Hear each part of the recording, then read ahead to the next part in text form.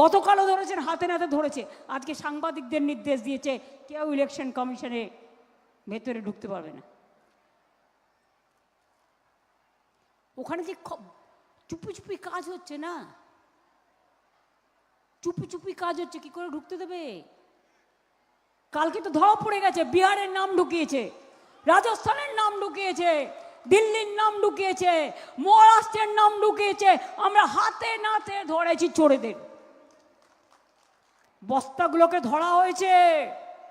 এবং আমি স্ট্রং চিঠি আজকে পাঠিয়েছি, যদিও জানি যার এক কান কাটা তার দোকান কাটার ভয় থাকে, এদের তো দোকান কাটা, সুতরাং এরা কোনো রেসপন্স করে না, এরা চিঠির উত্তর দেয় না, এরা সৌজন্য মানে না। আর বিচারের জায়গাটা সব জায়গায় যদি বন্ধ হয়ে যায় তাতেও ভয় পাবেন না, একটা জায়গা খোলা আছে, সেটা হচ্ছে গণতন্ত্রে, government of the people, by the people, for the people. অর্থাৎ জনগণ যদি থাকে তাহলে কেউ কিছু করতে পারে না। আজকে আমি দুঃখিত, এরকম আমি দেখিনি। আমি চিফ মিনিস্টার, আমি কিছু জানতে পারছি না, সব নিজেদের লোক বসিয়েছে উকুন বেছে বেছে। আমি বলি যতই বাঁচো উকুন, উকুন বাঁচতে বাঁচতে উকুন যদি একবার হয় না সারা মাথায় ছেয়ে যাবে। যাকেই বাঁচো সেই আমার লোক, যাকেই বাঁচো সেই আমার লোক, যাকেই বাঁচবে সেই আমার লোক, যাকেই বাঁচো সেই আমার লোক। নমস্কার দর্শক, তো তৃণমূল সুপ্রিমো মমতা ব্যানার্জি গতকাল এই কথাগুলি বলেছেন এবং বিষ্ণুপুর হাই স্কুল ময়দান সেখানে এই বক্তব্যগুলি দিয়েছেন। তো আপনারা সকলেই জানেন যে রাজ্যের মুখ্য সচিব সহ আধিকারিকদের অপসারণ নিয়েই তৃণমূল কংগ্রেস কেস করেছিল হাইকোর্টে এবং গতকালই সেই কেস খারিজ করে দেয় হাইকোর্ট। এবং তারপরেই সেই কেস যে খারিজ হয়েছে হাইকোর্টে, তারপরেই কিন্তু মুখ্যমন্ত্রী এই বক্তব্যগুলি বলেছেন, ব্যাখ্যাগুলি দিয়েছেন। তো সবথেকে বড় কথা হচ্ছে, মানে এই কথাগুলি শুনে আপনারাও শুনলেন যে মমতা ব্যানার্জি বলছেন যে তিনি চিঠিও লিখছেন, কড়াভাবে চিঠি লিখছেন। তো যাদের দু কান কাটা, এক কান কাটা থাকলে আরেক কান কাটার ভয় থাকে, দু কান কাটা, তো কাজে সেই চিঠির কোনো রেসপন্স পাবেন না তিনি হয়তো। কিন্তু সবথেকে যেটা বড় প্রশ্ন, আপনাদের মনে প্রশ্ন জাগে না যে মমতা ব্যানার্জি এখানে যেটা সভা করছেন সেটা কোনো সরকারি প্রোগ্রাম নয়, তিনি তার দলের সভা করছেন এবং তিনি এখন তৃণমূল নেত্রী মমতা ব্যানার্জি, তৃণমূল সুপ্রিমো মমতা ব্যানার্জি, তিনি বলছেন যে যতই তোমরা সরাও, যতই কাউকে বসাও, সবই নাকি ওনার লোক। এবার এই যে কথাটা, এই কথাটাতেই আমার মনে হয় ব্যক্তিগত মতে অনেক প্রশ্ন। তার মানে এখন যাদেরকে সরাচ্ছেন তারাও নাকি মমতা ব্যানার্জির লোক, অথচ তিনি এখন কোনো সরকারি পদে নেই, বা এটা প্রোগ্রামটাও সরকারি নয়, এটা তৃণমূল দলের প্রোগ্রাম। এবং তৃণমূল দলের প্রোগ্রাম করতে গিয়ে ভোট প্রচার করছেন, ভোটের জন্য মানুষকে বোঝাচ্ছেন, ভোট চাচ্ছেন, এবং কীভাবে চাচ্ছেন আমরা সেটাও সোশ্যাল মিডিয়ার মাধ্যমে জানতে পারছি। তো এবার যতই সরাসরি করুক, সবাই নাকি ওনার লোক, মমতা ব্যানার্জির লোক। তো তার মানে আমাদেরকে বুঝতে হবে এর আগে তাহলে আপনি যাদেরকে যেখানে বসিয়েছিলেন, যখন আপনি সরকারে ছিলেন, তার মানে আপনি আপনার চয়েস মতো আপনার কথা শুনবে এই ধরনের মানুষকেই সব জায়গায় বসিয়ে রেখেছেন। তাহলে আজকে যে আমাদের রাজ্যের এই যে এসআইআর নিয়ে যে এত বড় ঘটনা, এতগুলি লোকের নাম বাদ গেল, এবং আমরা সকলেই জানি যে পুরো এই এসআইআর প্রক্রিয়া নির্বাচন কমিশন অর্ডার দিলেও কাজ কিন্তু করছে আমাদের রাজ্যের বিএলও, রাজ্যের স্কুল শিক্ষকরাই বিএলও, রাজ্যের কর্মচারীরাই কিন্তু বিএলও হচ্ছেন।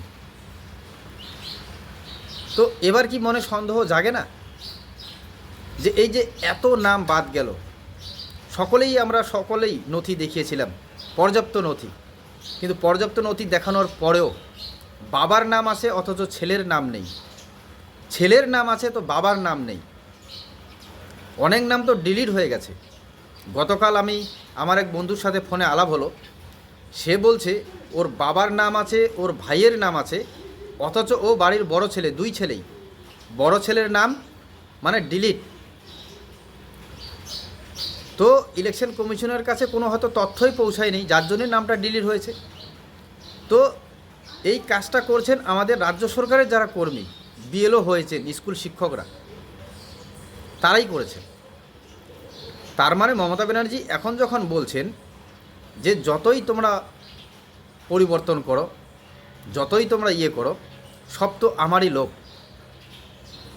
তার মানে কি মমতা ব্যানার্জির লোক দিয়েই এই সমস্ত কাজকর্ম করানো হলো? এটা কি মনে প্রশ্ন জাগে না? কারণ প্রকৃত যারা ভোটার তাদেরকে ইলেকশন কমিশন কি কারণে বাদ দেবেন? কি কারণ? ইলেকশন কমিশন এসআইআর করছেন ভুয়ো ভোটার, মৃত ভোটার, রোহিঙ্গা ভোটার,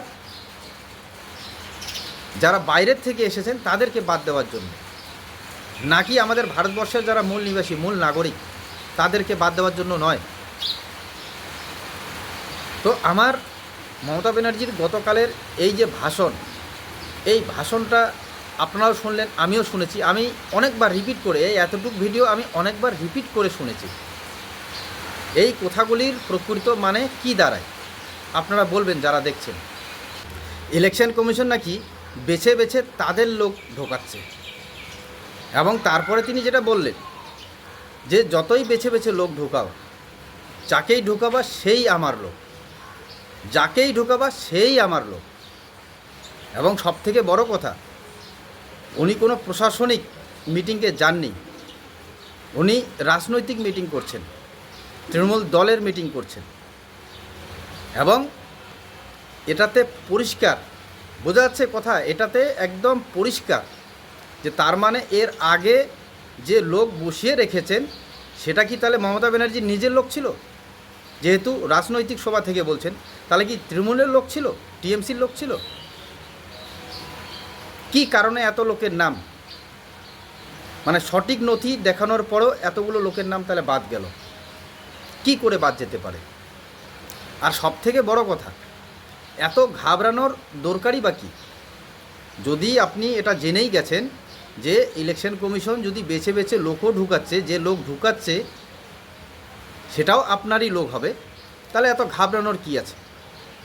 আর তার মধ্যে দেখতেছি আমরা এখন মমতা ব্যানার্জি প্লাস অভিষেক বন্দ্যোপাধ্যায় 2021-এর ভোটে, বিধানসভা ভোটে আমরা হয়তো এই ব্যাপারটা দেখিনি। মানে যখন ভোট এসেছিল তখন দেখেছি যে দিনে একটা করে সভা করেছেন, হয়তো মিটিং করেছেন। কিন্তু এবার দেখা যাচ্ছে 2026-এ যে মমতা ব্যানার্জি প্রতিনিয়ত 2টা, 3টা, 4টা করে মিটিং করে যাচ্ছেন, এবং আরেকদিকে অভিষেক বন্দ্যোপাধ্যায়ও সেম একই রকম এক দিনেই 3-4টা করে মিটিং করে যাচ্ছেন। এবং মিটিংগুলোতে যে ভাষায় বলছেন, মানে সোজা কথা বলা যেতে পারে যে একটু হলো সাধারণ মানুষকে ফলানো হচ্ছে, উস্কানি দেওয়া হচ্ছে। হ্যাঁ, এটাতে কোনো আপত্তি নেই, উস্কানিয়ে দেওয়া হচ্ছে।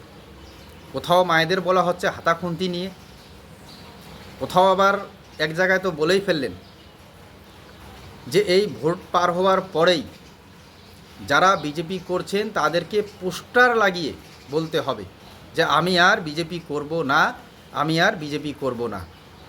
মানে কথাটা ক্লিয়ার, এটা বোঝাই যায় যে তার মানে ভোট শেষে যদি এই তৃণমূল দল জিতে গেল, তাহলে যারা থাকলেন বিজেপি কর্মী, যাদেরকে দেখা যাচ্ছে বিজেপি করে বেড়াচ্ছেন, তাদের উদ্দেশ্যেই কিন্তু এই কথা। তার মানে কিভাবে তাদের উপর টর্চার করা হবে, এটা আগাম কিন্তু একটা বার্তা, এবং যার জন্য ক্ষোভ বিক্ষোভ এবং কমপ্লেনও হয়ে গেছে ইতিমধ্যে কমিশনে, আমরা সকলেই জানি।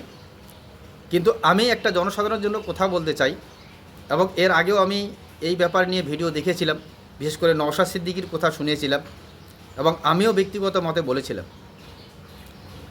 যে রাজনৈতিক নেতা নেত্রীরা দেখবেন, সে বিজেপি হোক, তৃণমূল হোক, কংগ্রেস হোক, সিপিএম হোক, তারা কিন্তু দিনের শেষে এক টেবিলেই বসে চা খাচ্ছেন, কিন্তু আমরা বুথ লেভেলের যারা কর্মী, আমাদের আবেগ, আমাদের রাগ, আমরা একে অপরের সাথে কথা বলি না শুধু দলটা আলাদা করার কারণে।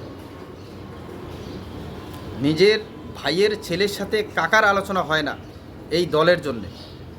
কিন্তু উপর মহলের নেতাদের দেখুন, তারা যে দলেই করুক তারা বলে লড়াই নাকি রাজনৈতিক, ব্যক্তিগত নয়। আর আমরা যারা সাধারণ মানুষ, বুথ লেভেলের যারা কর্মী, আমরা এই লড়াইটাকে ব্যক্তিগত বানিয়েছি, রাজনৈতিকটাও সেটাও ব্যক্তিগতভাবে করছি। তো কাজেই এই ধরনের উস্কানিতে আপনারা কেউ পা দেবেন না। আর যাদের ইচ্ছা পা দেওয়ার, তারা একবার দেখে নেবেন এইভাবে যারা প্রতিনিয়ত ভোটের সময় বা ভোট শেষেও যারা এইভাবে অত্যাচার করেছেন, যারা ক্যামেরায়, সোশ্যাল মিডিয়ার সময় এখন যারা ক্যামেরায় ধরা পড়ে গেছেন, তাদের অবস্থা কি হয়ে আছে। এখনও অনেক মানুষ জেলে আছেন এই সমস্ত কারণে, দেড় দু বছর থেকে জেলে আছেন, তারা এখনও বেরোতে পারেননি। তাদের পরিবার একটু দেখুন গিয়ে কি অবস্থায় আছে। তো কাজেই আমি আপনাদের এই ভিডিও এই কারণেই দেখালাম যে একদিকে মমতা ব্যানার্জি বলছেন ইলেকশন কমিশন তাদের বেছে বেছে নিজের লোক ঢুকাচ্ছেন, তারা ধরেও ফেলেছেন। আবার অপরদিকে বলছেন যে যাকেই বেছে বেছে ঢোকাক সেও হবে মমতা ব্যানার্জির লোক, আমার লোক, এবং সেটা রাজনৈতিকভাবে বলছেন এবং তৃণমূল দলের মিটিং থেকে বলছেন। মানে সোজা বলা যেতে পারে যে টিএমসির লোক বলছেন। আবার একদিকে তিনি বলছেন যে তার মানে এর আগে যে মানুষগুলো ছিল, যে জায়গায় আধিকারিকরা ছিল, তাহলে তারা কি তৃণমূল দলের হয়ে কাজ করত? এটা হচ্ছে প্রশ্ন। তো আপনারাও পুরো প্রতিবেদন দেখলেন, আপনারাও আপনাদের ব্যক্তিগত মত অবশ্যই জানাবেন। এবং যেটা বললাম, কোনো উস্কানিতে, সে তৃণমূল হোক, যে দলেরই হোক, কোনো উস্কানিতে সাধারণ মানুষ যাতে আমরা কোনো উস্কানিতে পা না দিই। আমরা প্রতিনিয়ত সজাগ থাকব, সচেতন থাকব। এবং রাজনৈতিকটা যেভাবে নেতারা বলেন যে তাদের লড়াই রাজনৈতিকভাবে ব্যক্তিগত নয়, আমরাও যাতে সাধারণ মানুষ এটা বুঝে যাই যে আমাদের লড়াইটাও যাতে রাজনৈতিকভাবে হয়, ব্যক্তিগতভাবে যাতে না হয়। সজাগ থাকবেন। ধন্যবাদ।